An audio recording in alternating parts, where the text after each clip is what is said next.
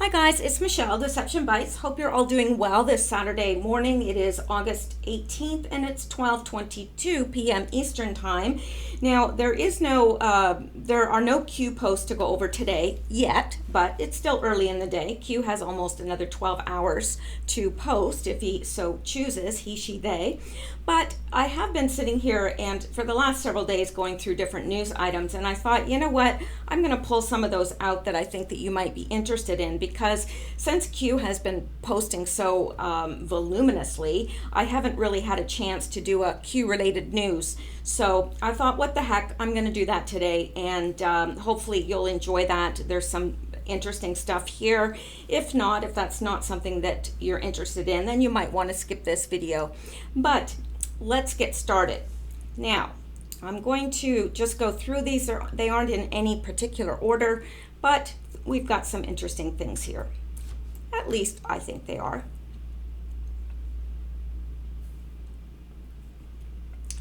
President Trump said at a fundraiser in New York last night that he wants to keep Guantanamo Bay open and use it for her. Hillary Clinton is going to jail, and they're preparing the public for this right now. God is good. Now, this is Liz Crokin, and this is from her Twitter page. Now, let's go down and listen to this. It is a little bit hard to hear, so I'm going to play it a couple times for you. But it's quite clear that he says he wants to keep Guantanamo Bay open and use it for her. Now, issued executive orders keeping open Guantanamo Bay. They wanted to close it. I want to keep it open and use it for the rest. Now, you can hear at the end, he just kind of mumbles that, and use it for her. I want to keep it open and use it for her. Now, let me try and get this a little bit louder just in case you're unable to hear it. I want you to hear this again. I'm going to play it from here. Close it. I want to keep it open and use it for the rest. Did you hear that? One more time. Watch his mouth, even if you're unable to make out his words. Watch what he's saying. He's definitely saying, and use it for her. Close it. I want to keep it open and use it for the rest. That's what he's saying. Now, I think that's pretty wild. Now, I know that some of you may have seen that already. It has been around Twitter and Facebook, and it's been here and there and everywhere. But I did want to make sure that all of you saw that, because to me, it is quite evident what he's saying. So there you go. Now, let's go back. And we're going to come down here. And this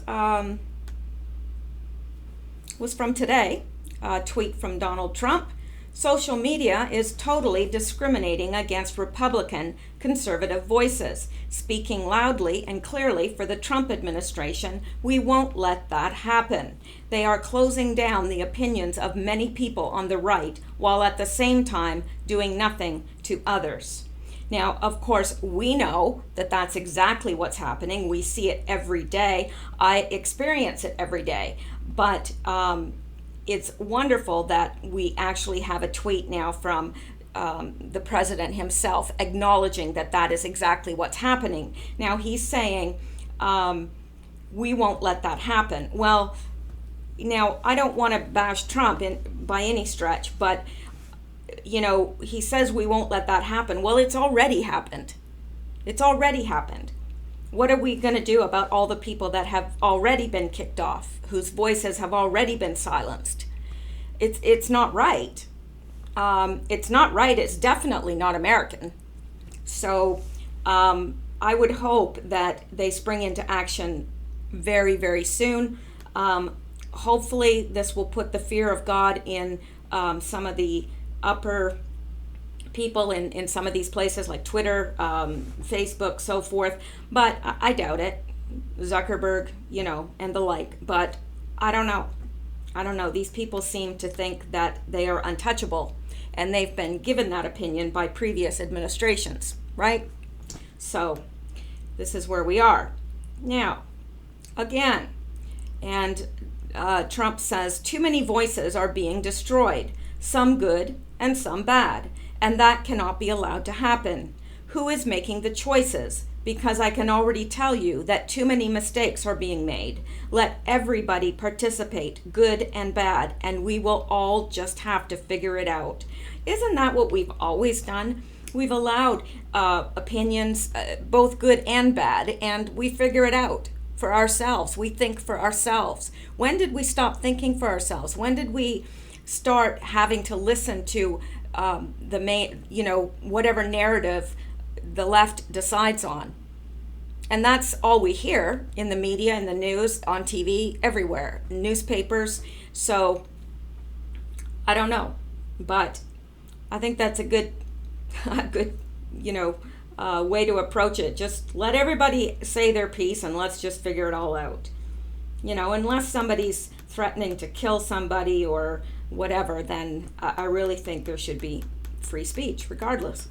Censorship is a very dangerous thing and absolutely impossible to police. If you are weeding out fake news, there is nothing so fake as CNN and MSNBC. And yet, I do not ask that their sick behavior be removed. I get used to it and watch with a grain of salt, or don't watch at all.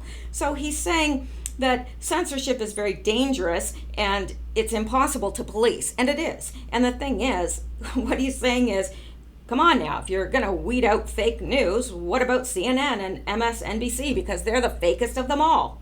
But, he's not asking for them to be removed. He just puts up with it, or he doesn't watch. And that's the way it should be. There's lots of people's opinion that I don't agree with, but I agree that they should have their opinion and they should be able to voice their opinion, even if I vehemently, am opposed to it. They still have that right, and I think they should have that right, because if their voice gets censored, so does mine.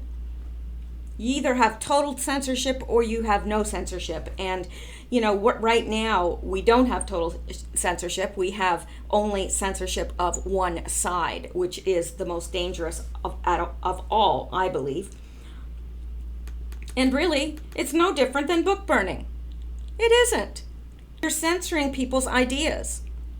It is no different than book burning at all. Censorship, I guess this is the same thing. I must have, okay, I'm sorry. I put it in there twice. Not sure, but I did. I make mistakes sometimes. No, really, I do. I know you're saying, no way, but I do, yeah.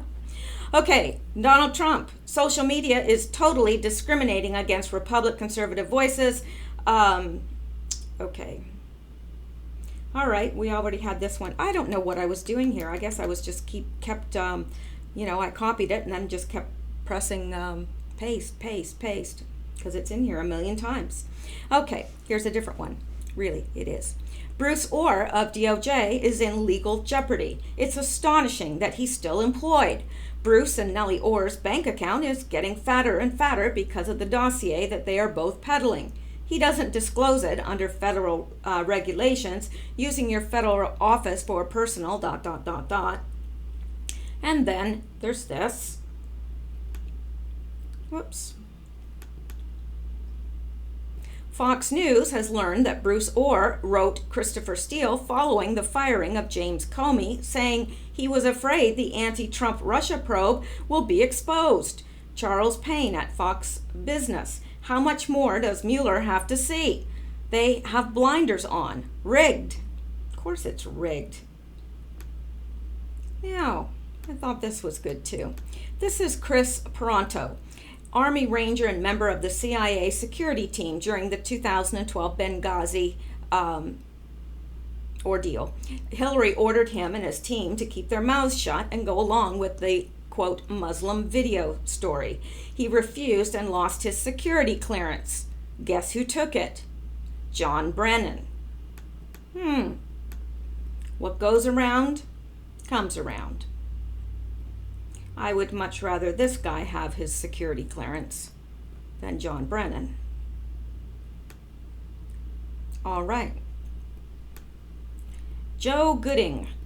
1 down and 9 to go. These individuals don't own their security clearances, their privileges. Their behavior during the Russian hoax investigation disqualifies them from a position of trust. Go get real jobs if anyone is stupid enough to hire you. And that's I just thought that was pretty good. And of course, we want all of these people to lose their security clearance: Clapper, Comey, Hayden, McCabe, Orr, Page, Rice, Strzok, and Yates. Now, here's another thing that I thought you would be interested in seeing. And this is by Kareem D. Lanier from Twitter. Most pro-black POTUS in our lifetime, thanks to @Real Donald Trump's policies. Black-owned small businesses jumped by 400% in 1 year from 2017 to 2018. Yes, please tell me again how racist this president is, how he's a white supremacist. Please tell me again.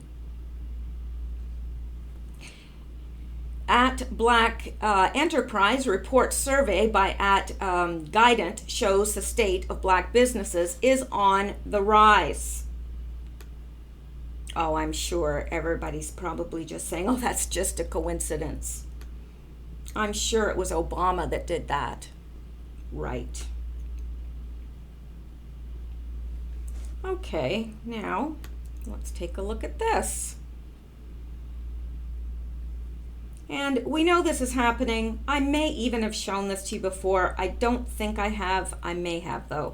But how covert agents infiltrate internet to manipulate, deceive, and destroy reputations. And we know that's exactly what they do. One of the many pressing stories that remain to be told from the Snowden archive is how Western intelligence agencies are attempting to manipulate and control online discourse with extreme tactics of deception and reputation destruction. It's time to tell a chunk of that story, complete with the relevant documents. Over the last several weeks, I worked with NBC News to publish a series of articles about dirty trick tactics used by GCHQ's previously secret unit, JTRIG, the Joint Threat Research Intelligence Group. These were based on 4 classified CGHQ documents presented at the NSA and the other 3 partners in the English-speaking Five Eyes Alliance. Today, we at The Intercept are publishing another new JTRIG document in full entitled The Art of Deception, Training for Online Covert Operations.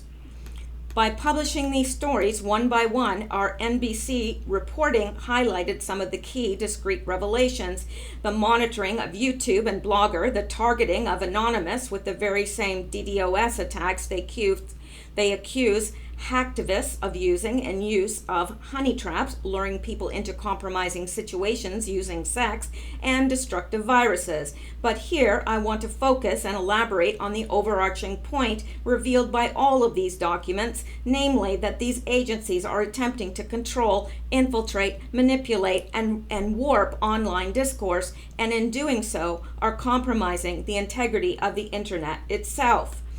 Among the core self-identified purposes of JTRIG are 2 tactics. 1, to inject all sorts of false material onto the internet in order to destroy the reputation of its targets, and 2, to use social sciences and other techniques to manipulate online discourse and activism to generate outcomes it considers desirable. To see how extremist these programs are, just consider the tactics they boast of using to achieve those ends. False flag operations, posted material to the internet and falsely attributing it to someone else, fake victim blog posts pretending to be a victim of the individual whose reputation they want to destroy, and posting negative information on various forums. Here is one illustrative list of tactics from the latest GCHQ document we're publishing today.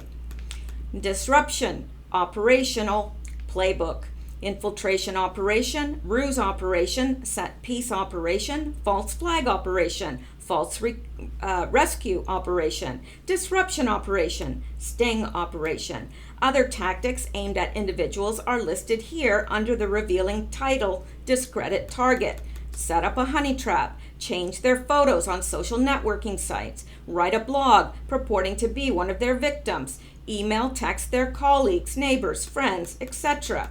Then there are the tactics used to destroy companies the agency targets, leak confidential information to companies, the press via blogs, etc., post negative information on appropriate forums, stop deals, ruin business relationships. GCHQ describes the purpose of JTRIG in starkly clear terms, using online techniques to make something happen in the real or cyber world, including information ops, influence, or disruption. Using online techniques to make something happen in the real or cyber world. Two broad categories: information ops and technical disruption, known in GCHQ as online covert action, or OCA, the 4 Ds: deny, disrupt, degrade, deceive. Critically, the targets for this deceit and reputation destruction extend far beyond the customary roster of normal spycraft, hostile nations and their leaders, military agencies, and intelligence services.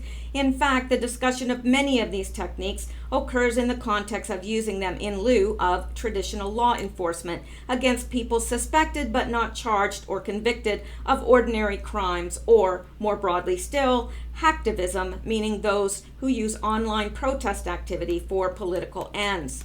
The title page of one of these documents reflects the agency's own awareness that it is pushing the boundaries by using cyber offensive techniques against people who have nothing to do with terrorism or national security threats, and indeed centrally involves law enforcement agents who investigate ordinary crimes.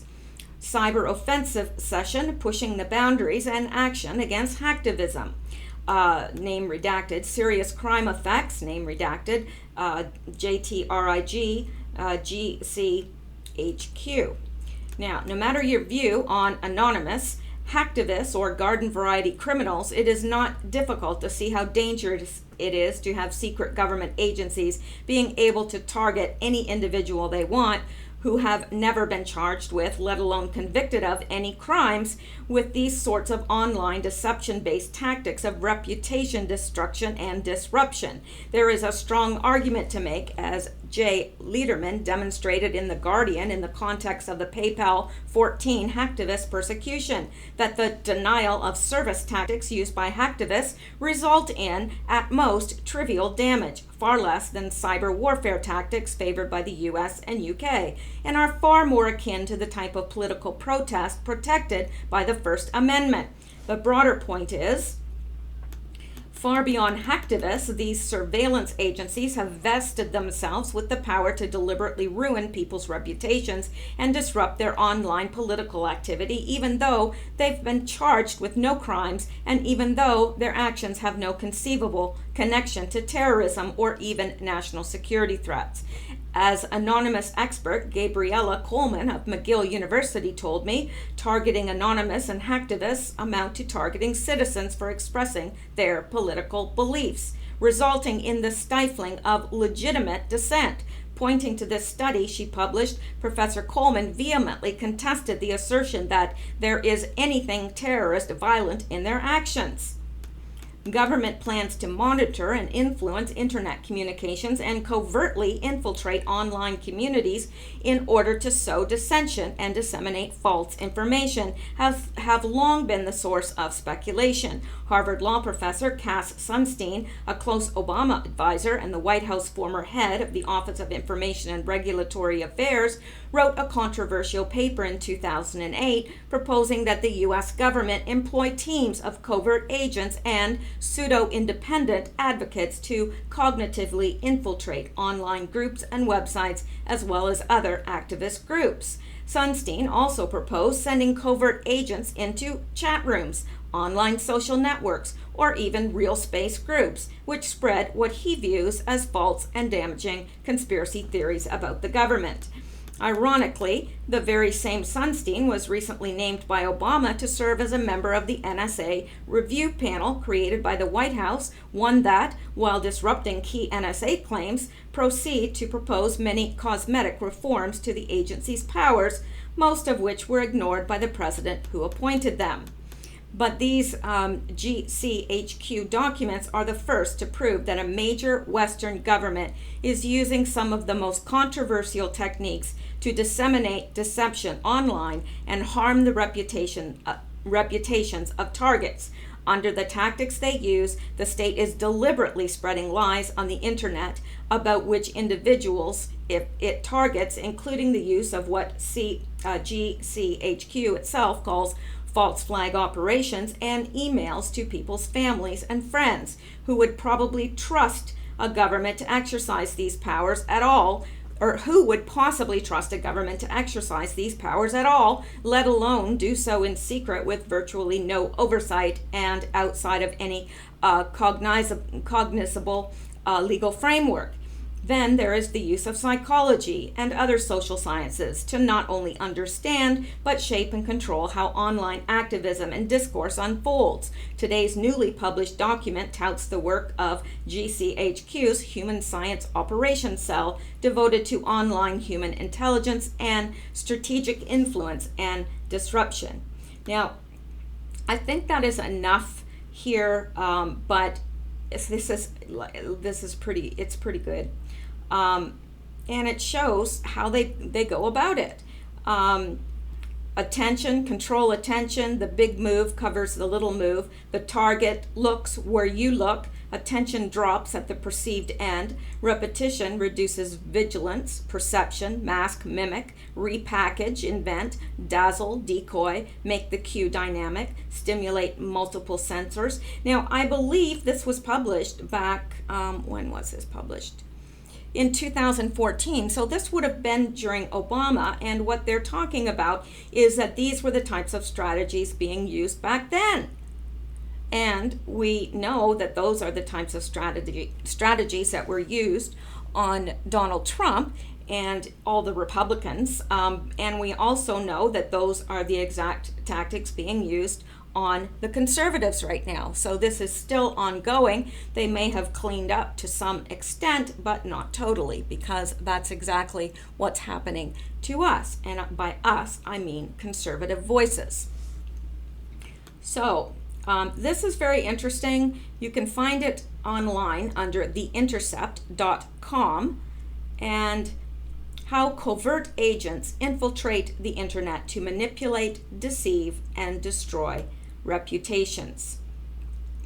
And there's a lot here, more than I'm able to go into at this point, but yeah, there's a lot here, and it's very, very interesting.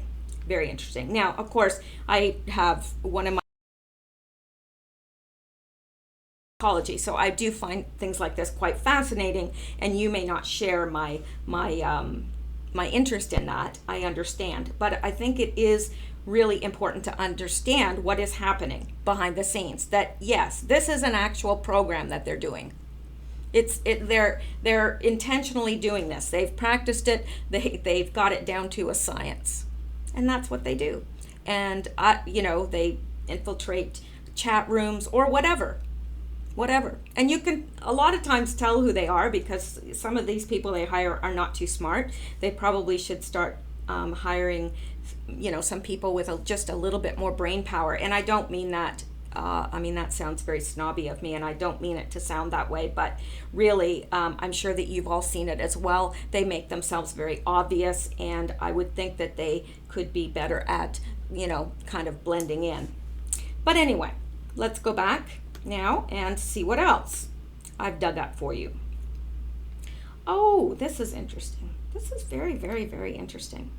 Where DC's A-listers go for vacation. Now, this was from June 1st, 2009.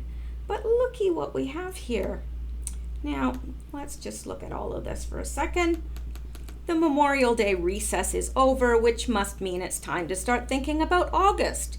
Not the maybe we'll have a new Supreme Court justice and a climate change bill and healthcare reform August, but the wind in your hair, beach underfoot August.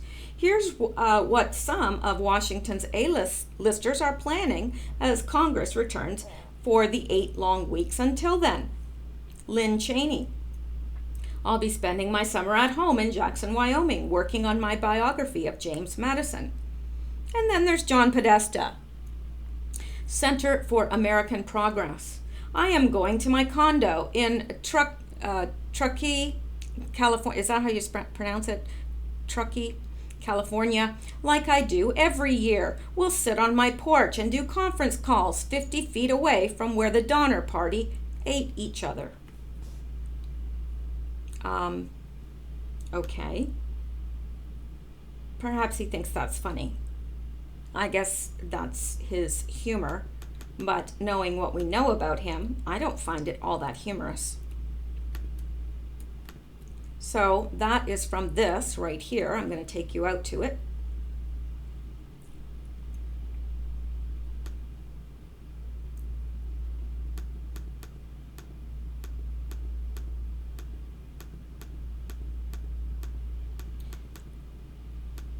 And I guess that is probably the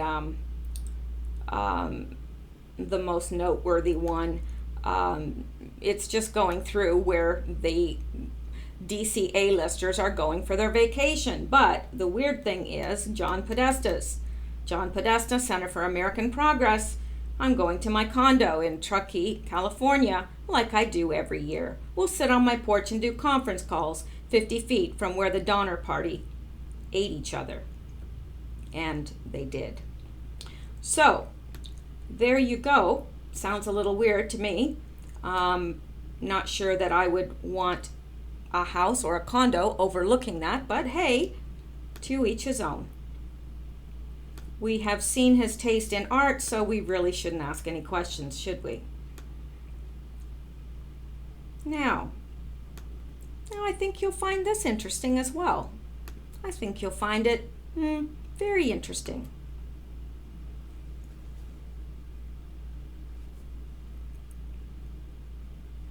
Don't I sound much more with it when I don't have 5 popsicles in me? I'm just saying. Popsicles didn't do me any favors. All right. Radical father of man who trained school shooters was keynote speaker at Obama's Democratic National Convention, possibly tied to World Trade Center bombing. I shouldn't be surprised. I don't know at what point I'm going to stop being surprised, but I'm not there yet. The Democrats really know how to pick their role models and keynote speakers. This one, however, is going to give the battered political party another black eye. Let's begin here. Per CBS News, the man arrested at a squalid New Mexico compound is the son of a controversial Brooklyn I-man who was on a list of people who may be alleged as co-conspirators to the 1993 World Trade Center bombing, according to court documents released by prosecutors Wednesday. Siraj Wahaj, who shares a name with his son, who was arrested Saturday, testified as a character witness for Sheikh Omar Abdel Rahman, the notorious blind sheikh who was convicted in 1995 of plotting terror attacks in the U.S. Worse yet, the entire Democratic Party celebrated this man during Obama's second trip to the White House. That was after his alleged role in the World Trade Center bombing. Yes, you read that correctly. And just now, just how did the FBI delay acting on tips about this man's son running a terror compound in New Mexico? Tell us, Director Wray, how your agents ignored the bloodlines here. Now, the other thing is that I read today that they have gone in and they've totally destroyed that compound, I guess erasing any, evidence in doing so. And I don't know about you, but I find that a little bit odd. And just how did the FBI delay acting on tips about this man's son running a terror compound in New Mexico? Tell us, Director Wray, how your agents ignored the bloodlines here. We trek back to Obama's DNC celebration, which also incredibly celebrated an alleged player in the 1993 World Trade Center bombing, per Counter Jihad. In just a few days, the Democratic National Convention kickoff events week will include its first ever Juma, Arabic for gathering at the DNC, 3 Islamic-centered events beginning with a Friday afternoon prayer and sermon, an evening Islamic banquet, and an all-day Islamic festival. Many of the individuals scheduled to speak during the DNC week have extremely spurious backgrounds, including, astonishingly, support for Al-Qaeda and for the U.S. State Department designated terrorist organization Hamas. The celebrity Imam, or Grand Imam, slated for the event is Ayman Siraj Wahhaj. And as this article will demonstrate, Wahhaj has a 30-year, well-documented history of supporting terror and preaching religious and racial intolerance against Americans. For decades, Wahhaj has preached violence and insurrection against the U.S. with the goal of replacing the Constitution with Sharia law as the law of the land. Here is Wahhaj in his own words. Islam is better than democracy. Allah will cause his deen, Islam as a complete way of life, Islam to prevail over every kind of system. And you know what? It will happen. So that's out of his own mouth. The following is a two-part profile on the man who will headline Juma at the National Democratic Convention. Read these mind-blowing statements from Wahhaj and ask yourself, how could the Democrats associate their party with such a man? Probably very easily. As long as you remember that if you get involved in politics, you have to be very careful that your leader is for Allah. You don't get involved in politics because it's the American thing to do. You get involved in politics because politics are a weapon to use in the cause of Islam. If only Muslims were clever politically, they could take over the United States and replace its constitutional government with a caliphate. If we were united and strong, we would elect our own emir and give allegiance to him. Take my word, if 8 million Muslims unite in America, the country will come to us. Siraj Wahhaj actually invited Abdel Rahman to be guest speaker for his congregation at Taqwa. Rahman's group successfully bombed the World Trade Center in 1993, murdering 6 people and injuring over 1,000. The attack blew a hole 5 stories deep and half the size of a football field in the lower level of the World Trade Center. Astonishingly, Ayman Wahhaj was a character witness for the blind Al-Qaeda sheikh at the World Trade Center bombing trial. During his testimony, Wahhaj praised the sheikh, a respected scholar and bold as a strong preacher of Islam. Yeah. So, isn't that interesting? Very interesting. All right, let's go back here and take a look at what else I have. And I can't remember this. Oh, yes, I do remember this. I do.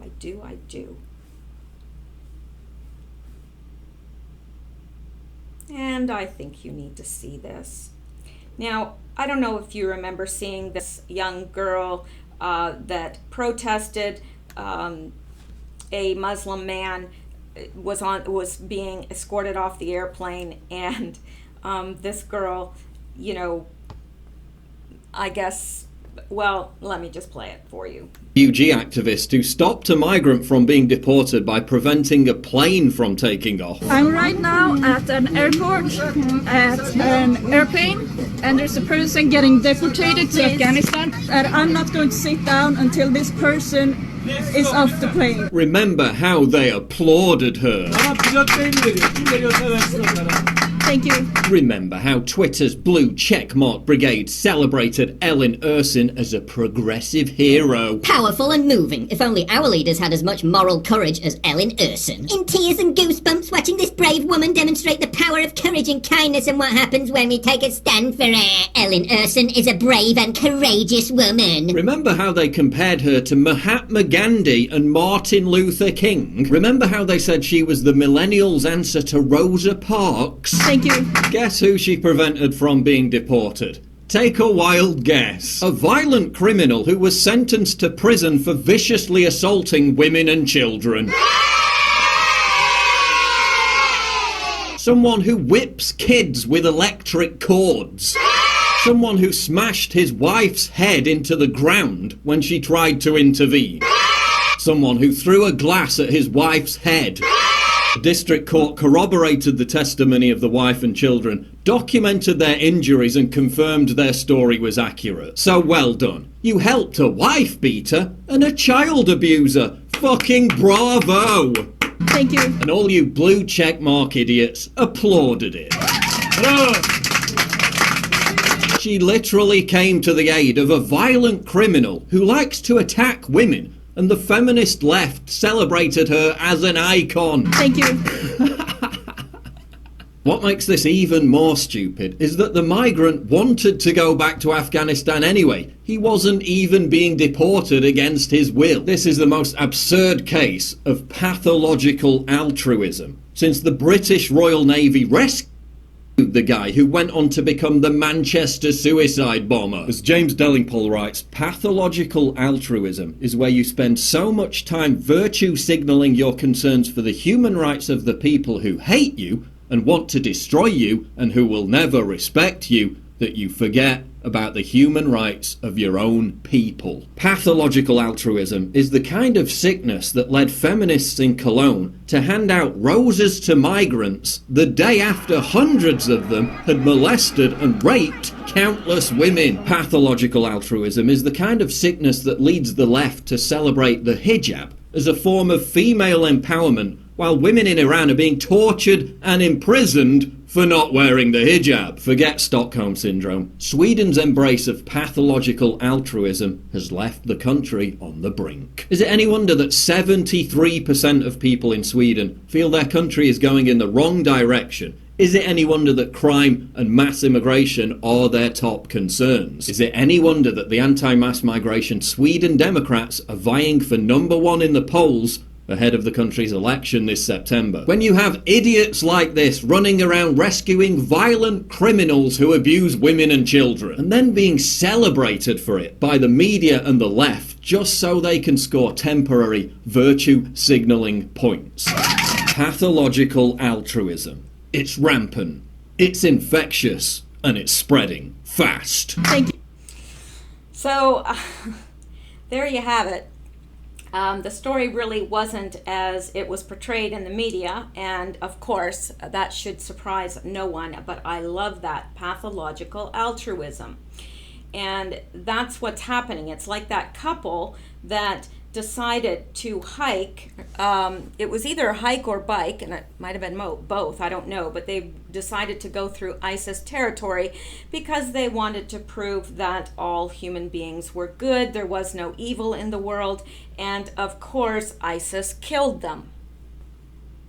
So they failed, and they just proved a point, but they proved the wrong point. Okay. Has anyone looked at the mistakes that John Brennan made while serving as CIA director? He will go down as easily the worst in history, and since getting out, he has become nothing less than a loudmouth, partisan, political hack who cannot be trusted with the secrets to our country. Well, I don't know. President Trump, why don't you just tell us how you really feel? I don't think we ever have to worry about that with Trump. And actually, I kind of think it's refreshing. All right, now this is, oh gosh, I don't even know how to explain it, because it's, when I saw this, I suddenly realized how huge it was. It's from a blog called Corey'sDig.com. And this is fascinating. I haven't seen it anywhere else, so kudos to Corey's Digs. I don't know who it is that runs this, but obviously, well, Corey Lynn. Within the web lies the truth. So this is a very good article, and let's look at it. Child trafficking, Clinton Foundation. Drug trafficking, Richard Branson. Shipwrecked on 10 islands with Clinton's Anne Branson. This is from August 16th, 2018, so it is very current and timely. Bill Clinton was recently in St. Lucia celebrating the new solar farm that the Clintons were instrumental in erecting. Who knew that the Clintons and Richard Branson were spearheading a renewable energy project across the entire Caribbean known as the 10 Island Challenge, locking in every island, forming a perimeter around all their favorite places, such as Haiti, the Dominican Republic, Jamaica, Aruba, Bahamas, Puerto Rico, Venezuela, Colombia, Kenya, and Tanzania. If one didn't know better, isn't that the route drug traffickers and child traffickers utilize? It could just be a coincidence. Sure. Yeah. It could just be a coincidence, but it sure is an interesting pattern. And they are just getting started, adding more islands to the list as they go. Sure, importing fossil fuels for power is likely costly and not terribly green, but solar panels don't stand a chance in a hurricane. Yet the majority of these islands are in the hurricane beltway. So what's this really all about? What's in it for them? And isn't that what it's always about with these guys? What's in it for them? This was a very strategically thought out plan that involves governments, politicians, the billionaire clan, power companies, and one of the biggest shipping industry companies in the world. What the heck would they have to do with renewable energy? A lot. In this open sourced investigation, you will see the timeline, the shipmates, and how it all connects. You will see how it all manifested and possibility as to where it is headed.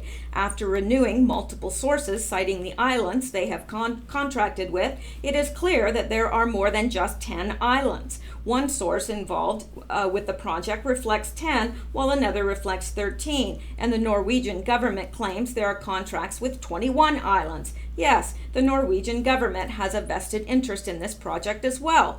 Below are two maps reflecting the majority of the islands that have been cited by most of those involved. It may not include all of the islands, as the 10 islands were a test pilot for them to acquire additional contracts with other islands. Also note, San Andres and Providencia are Colombian islands. So here are all the islands that are involved in a great big circle, except for Belize, the Bahamas, Turks and Caicos, Jamaica. So this is very interesting. Knowing what we already know, it's very interesting. If we didn't know anything, we would say, well, isn't that wonderful that they are attempting to do these renewable energy on these islands. Sorry, I heard a very loud noise and I wondered if it was my door. That's why I paused there for a second.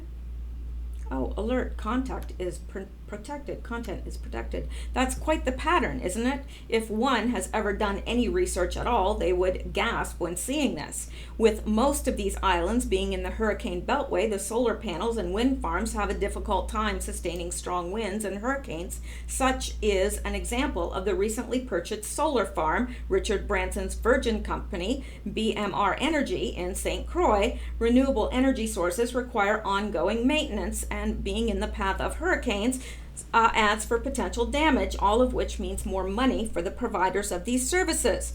One island that seldom sees hurricane damage is Aruba. Interestingly, Aruba has always been known to be a major cocaine hub for transshipment into the United States. Despite this, in 1999, when Bill Clinton was president, Aruba was removed from the U.S. State Department's list of major drug-producing and transit countries. According to the case study posted on the World Bank's website, the reason for the decline is unclear. Curious. So, I'm not going to go through all of this because there's a lot. But we know right now why that network is being set up. This is something that I'd like to look into more and then come back to you with what I find, because it's huge, and it's a little too huge to break it down in this, because I'm just trying to cover a lot of the news bites, and this is more than a bite. It's a whole meal. In fact, it's probably a whole buffet. So, interesting. Very interesting. So, let's go back.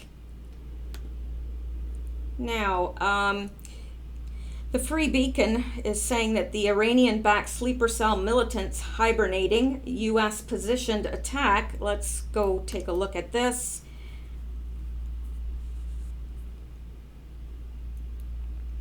Real quickly. Iranian-backed sleeper cell militants hibernating in U.S. positioned for attack. Iranian militants poised to attack U.S. homeland. So this, according to the Washington Free Beacon, Iranian-backed militants are operating across the United States, mostly unfettered, raising concerns in Congress and among regional experts that these sleeper cell agents are poised to launch a large-scale attack on the American homeland, according to testimony before lawmakers. Iranian agents tied to the terror group Hezbollah have already been discovered in the United States plotting attacks, giving rise to fears that Tehran could order a strike inside America should tensions between the Trump administration and Islamic Republic reach a boiling point. Intelligence officials and former White House officials confirmed to Congress on Tuesday that such an attack is not only plausible, but relatively easy for Iran to carry out at a time when the Trump administration is considering abandoning the landmark nuclear deal and reapplying sanctions on Tehran. Now, this seems as if it has been biasly written against the Iran deal and so forth, which we know was not a good deal. So not sure where they're getting at there, but I'm going to skip over that. I guess it's always a possibility, but I do believe that this is a scare tactic here. Correct me if I'm wrong. I would be delighted if you corrected me in the comments below, because I am interested in what you all have to say as well.